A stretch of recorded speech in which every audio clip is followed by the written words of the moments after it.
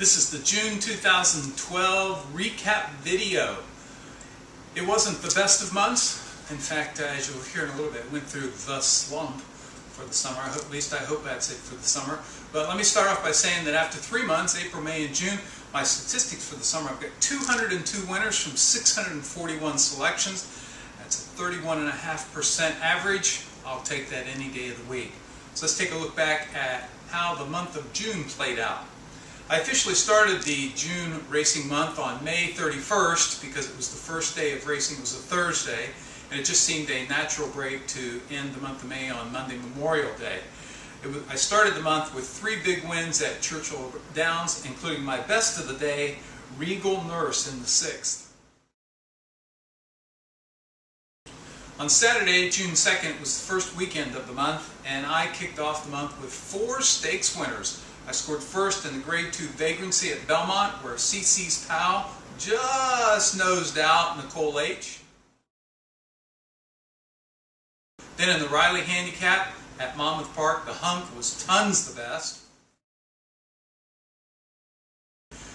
Then before I came home and played the Downs After Dark card, I had an interesting winner at Calder. It was a big price and it was a good handicapping lesson. Check out the past performances for Another Romance, who was running in the 9th race and allowance feature at Calder. One thing you'll notice when you look through the past performances is there aren't very many wins. In fact, he's only 1 for 12. But what caught my eye was that leading jockey Luis Saez was taking them out today, and I wondered, why is he getting on a horse that's 1 for 12? Well, he had been entered 3 times in stakes races, and though he hadn't won, at least it indicated that his connections thought enough of him to put him in a stakes race. And then I saw it, the highlighted part that you saw. The only time that Saez had ridden this horse, he won. So I had planned betting, and as I was walking up to the windows, I thought, this is one of those situations where I see something that other people probably don't. And he floated up from 3-1 to 4-1, and eventually went off at 9-2.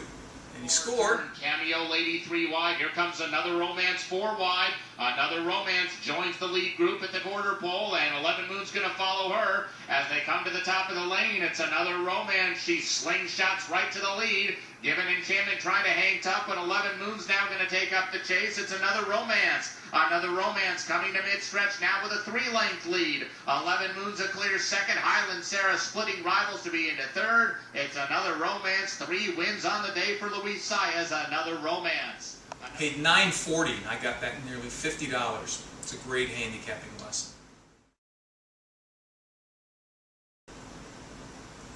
The 2 final stakes winners that I had, in fact, they're the only 2 winners I had on the Downs After Dark card. There were 3 graded stakes that night.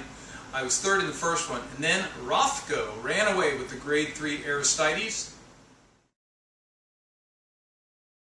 And in the Mint Julep, I liked Busy Caroline.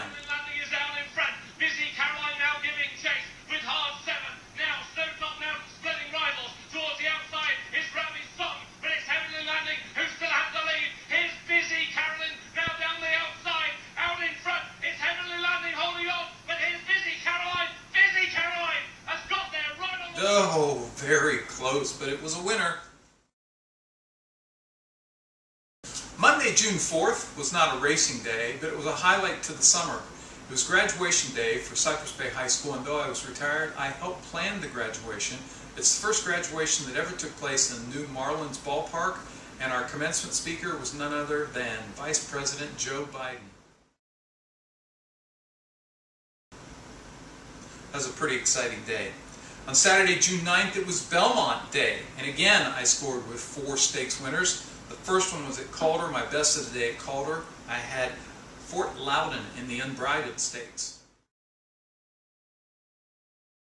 I left the track and came home to watch the Belmont Stakes, a Grade 1, the test of the champions, as they say, and I thought that I'll Have Another would be going for the Triple Crown, but he scratched that morning, and so that led me to Union Rags. When I got home, it was about 15 minutes from post time for the Belmont, and I'll Have Another had been going for the Triple Crown, and I was sure he was going to get it, but he'd scratched on Friday, so I went with Union Rags. I'd seen Union Rags win the Grade 1 Saratoga Special, in August when I was visiting Saratoga. Then in the feature race, the Saratoga Special, I like number 2 Statins. They came into the stretch and isolated Union Rags, just a 2-year-old frolicking on the mud. And then I was very impressed with his win in the Grade 1 Champagne at Belmont, going a mile, and made him one of my best bets of the day for the Breeders' Cup Juvenile, where I hosted 23 friends and family on the rail at Churchill Downs. But that day, he fell a nose short of Hanson, who was named the Juvenile Champion in a poorly conceived bet. Union Rags was obviously the best horse. Union Rags came back in the winter, won the Fountain of Youth, and when I hosted 17 people on Florida Derby Day, I thought Union Rags was much the best in the Florida Derby. But a horrible, terrible, one of the worst rides in the history of thoroughbred racing caused him to be a late winner. Union Rags in the Florida Derby, terrible ride. Fire that guy. Distant third at 2-5. Nobody's happy. I was at Churchill Downs on Kentucky Derby Day with my mom, my sister, my niece, my daughter Julie, and her good friend Shelby, and I had Union Rags as my best bet of the day to win the Kentucky Derby. But again, Julian Leparoux, terrible ride. He was a late running 7th. He passed the Preakness and came back today, and with the scratch of I'll Have Another, he was my bet. He went off as the second choice at 5-2, and as they came down the stretch, here's Adam Gunn on the far outside. Unstoppable Union Rags is fourth along the rail. Delahan and Street Lifer trying to get it both late. It's still Painter. Union Rags. Adam Gunn. Painter. Union Rags fighting for the rail. Painter. Union Rags has gone out. Union Rags in the Belmont Stakes. And Painter was second best. Then came Adam Gunn. redemption for Union Rags. Julian Leparoux screwed us over twice. Well, while I was driving home, I had missed the Grade 1 Manhattan. My pick had been Desert Blanc, and as I watched the replay, oh, photo finish! But I was a winner, paid $14.80, got back nearly $75. And then in my last stakes win of the day, it was the Grade 1 Whittingham, Acclamation, the older turf horse of the year, was coming back for his first start. He'd been injured and missed his originally planned first start. A lot of people didn't think he'd be able to do it, but he went wire to wire as my best bet out west. On Sunday, June 10th, I went right back out to the track, meeting some friends from school. Didn't have very many winners, but I did score in the Grade 2 Monmouth Stakes when Data Link came from last to first. June 16th was the next Downs After Dark, and it was Stephen Foster night, and I thought I had a lot of good picks on the day. I won the 100,000 Colonial Cup with Turbo Compressor when he went wire to wire under Joe Bravo. I had two stakes winners out at Hollywood, both the juvenile stakes. The second one paid $19.80, that was nice. And then in one of the highlights of the month, it was the Grade Tour Fleur de Lis, Royal Delta making her return to the races after a failed try against the boys in the Dubai World Cup. And she went off at a short price, but she was my best bet of the day. Leading lady now, cuts in a poker head in front, but here moves Royal Delta right around the outside in the hands of Mike Smith, and Royal Delta looms around the outside. Topeka elegant head in front, towards the inside, a fleeting lady tries to kick back. St. John's River was tapped the toe with a blistering move off the turn by Royal Delta. She's gone clear by 4 lengths now. A fleeting lady is in second. St. John's River is in third, but simply lobbing along on a long rein is Royal Delta, hardly breaking sweat. How impressive! She's back. Royal Delta, regal in a realm of Today's best Royal Delta. hardly breaking sweat. Tons the best. Good for her. I'd had her in last year's Breeders' Cup Ladies Classic as well. The next week, June 19th, there were 3 days of racing where I played overseas. I played the Royal Ascot meet. It also marked the 2-week vacation of Vader D-Dog, who is Lauren's dog, and he stayed with us for 2 weeks, and it was just a great time. The first of the Royal Ascot Stakes came on Tuesday, June the 19th, where the unbeaten and star of the world Frankel went off in the Queen Anne Stakes as odds on, but I thought he'd be tons the best, but no one expected this kind of a finish. Just scintillating, man. That guy is good, G-O-O-D, good.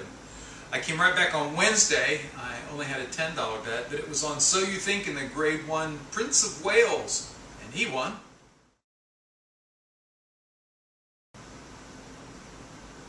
And then on Saturday, before I went out to the track, I watched the Group 1 Diamond Jubilee Sprint from Royal Ascot. The unbeaten Australian Wonder Filly, Black Caviar, was trying to make it 22 for 22.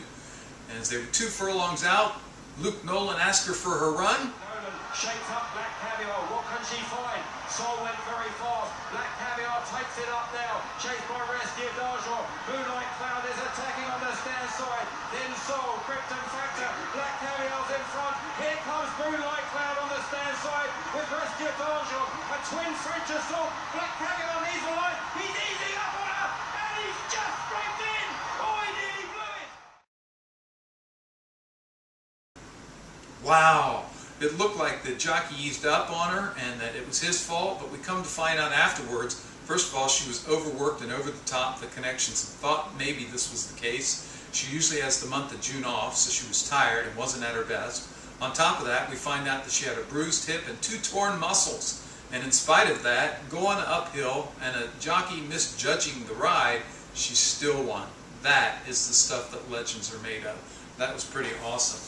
Later in the day, I scored on 2 more stakes wins. My best bet of the day at Calder was with Where's Sterling.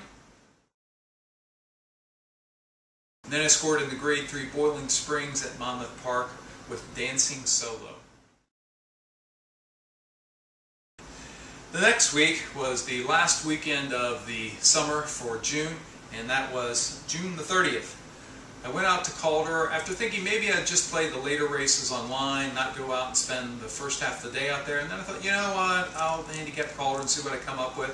I came up with 6 picks at Calder and I won 5 of them. 5 of 6 at Calder. I came home and the 2 late races that were best bets that I won in the Grade 3 Iowa Derby with Anson.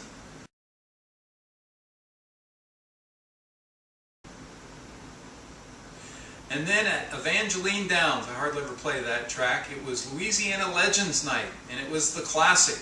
Star Guitar, who was 23 for 29 in his career, had won 9 races in a row, 6 in a row at Evangeline, and he'd won this particular race 3 years running. He was 1-9 when I made my $50 investment, but somehow in 5-horse field, they let him go off to 3-5, and as they turned for home, Get in the house, and on the outside, Star Guitar. The trailer's up and out of sight. They come to the 8 pole. Heavy on the mister is in front. Star Guitar down the center of the track. Get in the house is right there. Heavy on the mister. But here's Star Guitar bearing down on him. Star Guitar takes the lead. And Star Guitar has won the Legends Night Classic for the 4th year in a row. oh, I was thinking when the payoffs came, could it be $340 instead of $320? And it was! I collected $85 on Star Guitar. Thank you, oh you foolish handicappers, to not recognize his talent. As I mentioned at the top of the video, the Churchill Downs slump dominated the June racing, at least the last couple weeks. Started on June 21st after I'd won the first 2 races on my card.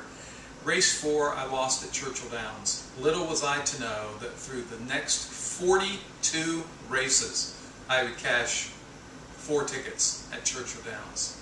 4 for 42.